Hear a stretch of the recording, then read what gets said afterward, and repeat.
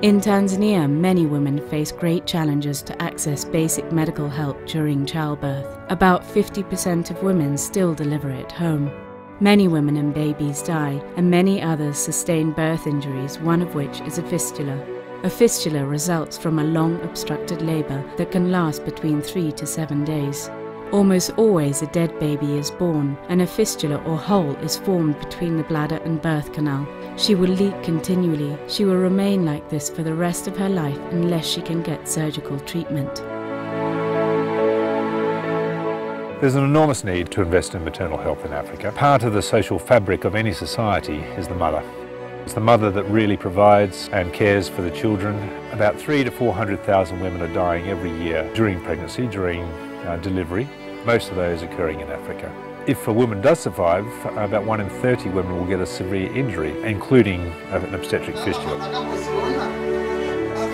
So there are many challenges which the women faces in Tanzania. One of the challenges is the availability of hospital resources. In many areas there is no hospital. During the outreaches, we give a lot of talks about what is a fistula, the consequences of fistula. There's days that we are only doing presentation, raising awareness in the community. There's also days where we do door-to-door or where we do follow-up. We have a very good team of the people from the different areas called ambassadors.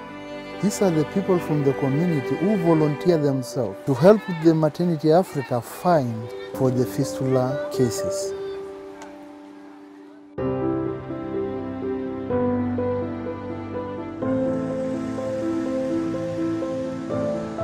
Fistula nimepata mwaka 99 baada ya kupata mimba ya kwanza. Toka hapo nikaja kuzaa watoto wengine bahati mbaya. Huwezi ukaenda kwa watu, unakuwa una hali ngumu, unanuka mikojo. Kwa kweli mimi mwenyewe nakuwa moyoni mwangu yani sijisikii vizuri, nakuwa moyo tu hauna amani ninapokaa. Lakini toka 99 hiyo nimekaa na tatizo hilo mpaka sasa hivi nimekuja huku ndo nimekuja kutibiwa.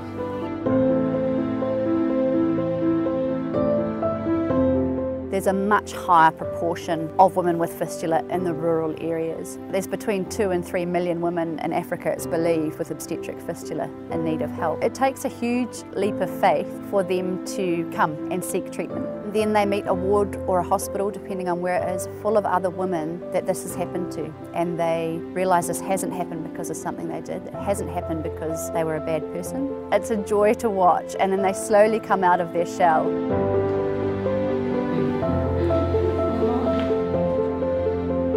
They have their surgery and then they have a catheter in for 10 days to 2 weeks. Dr. Browning, our founder, is a fistula surgeon. He travels to different sites throughout Africa. Maternity Africa seeks to treat and prevent fistula by training midwives, upgrading government hospitals, and building and running maternity hospitals to ensure that women can have access to free delivery services. You need 2 people because 1 midwife is The model that we believe in at Maternity Africa is really about grassroots maternity care. So we choose to work in facilities that don't charge women for obstetric services. At Maternity Africa, we're really endeavouring to create an environment where anyone is free to come and birth safely, where they'll find kind, compassionate care. It doesn't help for us just to repair fistula, we need to try and prevent them. So we prevent obstetric fistula by having good maternal care. Maternity Africa has been placing volunteer teams and midwife tutors at Doreda Hospital for the past 3 years. My good colleague and friend, the head of the regional referral hospital here, Dr. Masenga, said, which hospitals in this area needs help. The top of the list was Doreda. It's a busy unit, it's got about 3,000 deliveries a year. It has a nursing midwifery school, but it certainly needed some input. At Maternity Africa, in terms of our fistula prevention program, we are entirely committed to developing clinical skills. And we do that through a little bit of classroom or skill lab teaching, which is very specifically relating to clinical outcomes. And then it's about mentorship. It's about working alongside, being daily on the labour ward.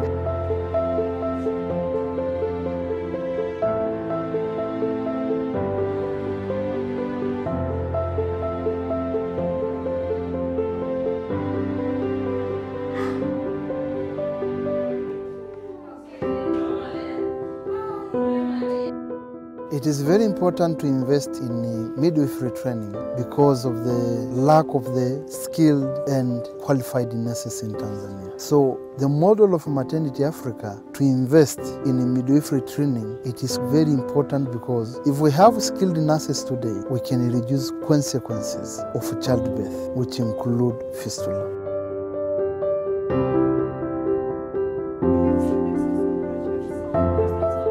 To work for Maternity Africa is one of life's great privileges. You meet completely inspiring people, both patients and volunteers.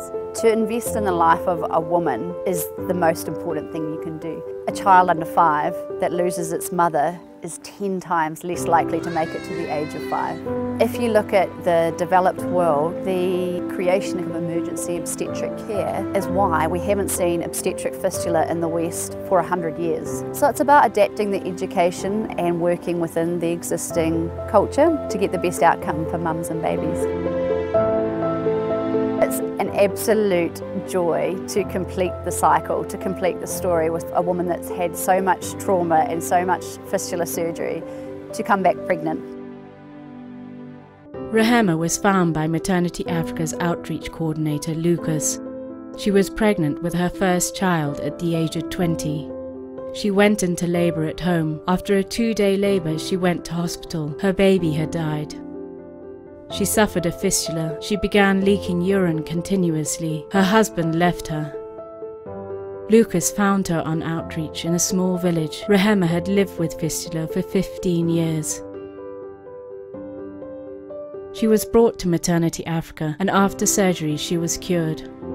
She remarried and fell pregnant. She returned to Maternity Africa for a caesarean section, where she delivered a baby named Lucas.